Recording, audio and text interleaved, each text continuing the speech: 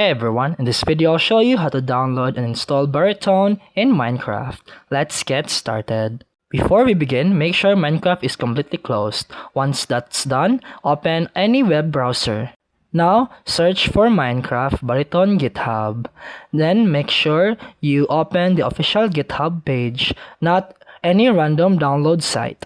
On the right side, click on Releases, then select the latest version at the top. And after that, scroll down and download Baritone Standalone Fabric that matches your Minecraft version. Next, we need Fabric to run the mod. Go back to your browser and search for Fabric Installer. Open the official Fabric website and click Download, then run the installer. And after that, open the official Fabric website and click Download, then run the installer. Then, select your Minecraft version, keep everything else as default, and click Install when it finishes, then press OK. Now, we also need the Fabric API. Search for Fabric API, open the official site, and download the version that matches your Minecraft version.